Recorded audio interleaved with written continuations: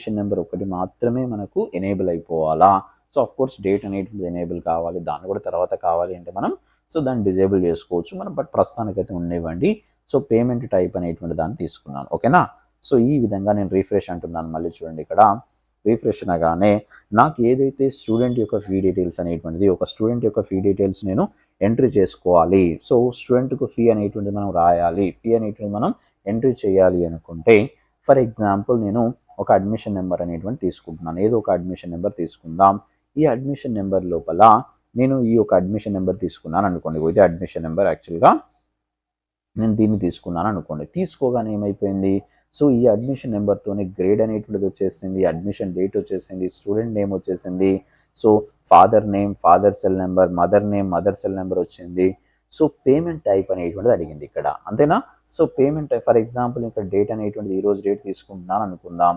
So example తీసుకొని ఇవన్నీ details just నేను సెలెక్ట్ చేసుకున్న తర్వాత, సో ఇమాజిన్ మీరు ఒక స్కూల్లో ఉన్నారు. సో ఒక స్కూల్లో ఒక ఎంట్రీ జరుగుతుంది, సో రికార్డ్ అనేది ఎంట్రీ జరుగుతుంది అంటే ఆ ఫీ పే చేస్తున్నాడు పేరెంట్ అనగానే స్టూడెంట్ ఫీ డీటెయిల్స్ అనేటువంటి దాన్ని ఓపెన్ చేసుకుని ఏం చేస్తారు ఇక్కడ, సో అడ్మిషన్ నెంబర్ అడుగుతారు. అడ్మిషన్ నెంబర్ ఏంటి అంటే మీ అబ్బాయి అడ్మిషన్ నెంబర్ ఏంటి అంటే అడ్మిషన్ నెంబర్ చెప్పారు అనుకోండి. సింపుల్గా అడ్మిషన్ నెంబర్ మీరు ఎంట్రీ చేయగానే సో ఏమైపోతుంది, ఆ డీటెయిల్స్ అన్నీ వస్తాయి, వాళ్ళ ఫాదర్ నేమ్, మదర్ నేమ్ అన్నీ వస్తాయి.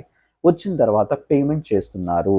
సో వాళ్ళు పేమెంట్ అనేటువంటిది అడుగుతున్నారు. ఏమని అడుగుతున్నారు, మీరు పేమెంట్ అనేటువంటిది ఏం చేస్తున్నారు, ఎలా పేమెంట్ చేస్తున్నారు అన్నారు. సో ఇక్కడ పేమెంట్ టైప్ అనేటువంటిది ఎట్ ఏ టైం పే చేస్తాను అంటే ఎట్ ఏ టైం పే చేయగానే ఇప్పుడు మాకు ఏంటి అమౌంట్ అనేటువంటిది ఎంట్రీ చేస్తారు. సబ్మిట్ అనగానే రికార్డ్ సేవ్ అయిపోతుంది, అంటే పేమెంట్ అనేటువంటిది కంప్లీట్ అయిపోయింది అని అర్థం. రైట్. లేదు, యాక్చువల్గా అతను ఇన్స్టాల్మెంట్ పే చేయాలనుకున్నాడు. ఇన్స్టాల్మెంట్ అనగానే ఇన్స్టాల్మెంట్ టైప్ అనేది వచ్చేస్తుంది. ఇన్స్టాల్మెంట్ టైప్ రాగానే ఇన్స్టాల్మెంట్లో కూడా ఏంటి, టర్మ్ వైజ్ పే చేస్తాడా, మంత్ వైజ్ పే చేస్తాడా, సో రెండు కూడా ఉన్నాయి, అవునా కదా. సో టర్మ్ వైజ్ పే చేస్తున్నాడు పేరెంట్ అంటే సింపుల్గా టర్మ్ వైజ్ క్లిక్ చేయగానే ఏమవుతుంది, ఇక్కడ ఫస్ట్ టర్మ్ అనేటువంటిది వస్తుంది, సెకండ్ టర్మ్ వస్తుంది, థర్డ్ టర్మ్ వస్తుంది, ఫోర్త్ టర్మ్. సో ఫస్ట్ టర్మ్లో ఎంత పే చేస్తున్నారు, సో సెకండ్ టర్మ్లో ఎంత పే చేస్తున్నారు, సో థర్డ్ టర్మ్లో ఎంత పే చేస్తున్నారు, లేదా ఫోర్త్ టర్మ్లో ఎంత పే చేస్తున్నారు అనేటువంటిది ఇవ్వడం జరుగుతుంది.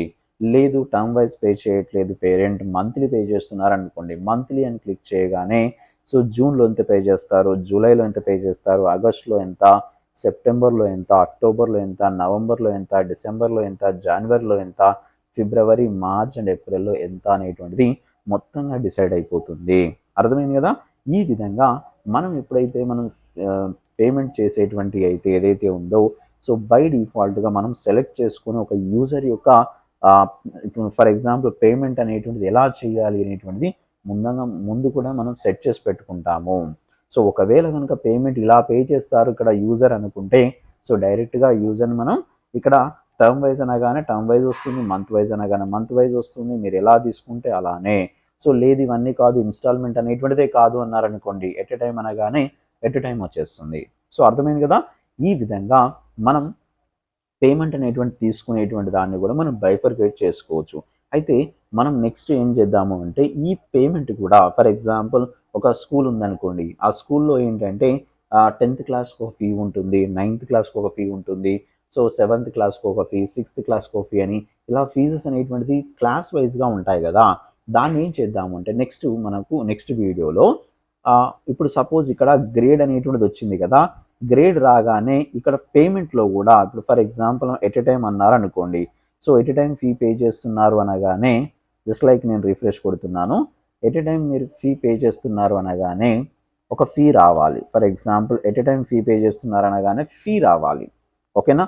లేదు ఇతను ఇన్స్టాల్మెంట్ పే చేస్తున్నాడు అనగానే ఇన్స్టాల్మెంట్ టైప్ వస్తుంది కదా.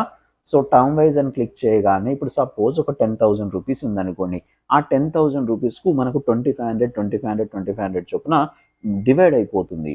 సో లేదు మనం మంత్ వైజ్గా సెలెక్ట్ చేసుకున్నామంటే మంత్ వైజ్ ఎంత అనేటువంటిది డివైడ్ అయిపోతుంది. ఇలా మనం డివైడ్ అయిపోయి చేయడం అనేటువంటిది ఒక స్క్రిప్టింగ్ ద్వారా మనం నెక్స్ట్ వీడియోలో చేద్దాం, ఓకేనా. సో ఐ హోప్ మీ అందరికీ ఈ వీడియో నచ్చింది అని అనుకుంటాను. ఒకవేళ కనుక వీడియో నచ్చినట్లయితే సో లైక్ అనే బటన్ అయితే క్లిక్ చేయడం అయితే మర్చిపోవద్దు, ఓకే.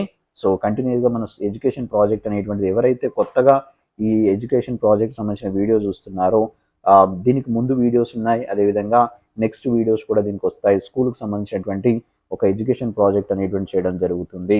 మీకు ఇంకా డీటెయిల్స్ అనేటువంటివి కావాలి అంటే మనం డిస్క్రిప్షన్లో అయితే లింక్ ఇచ్చాను. ఆ లింక్ ద్వారా మీరు టోటల్ ప్రాజెక్ట్ అనేటువంటి చేయండి. ఓకేనా? So thank you very much. Bye.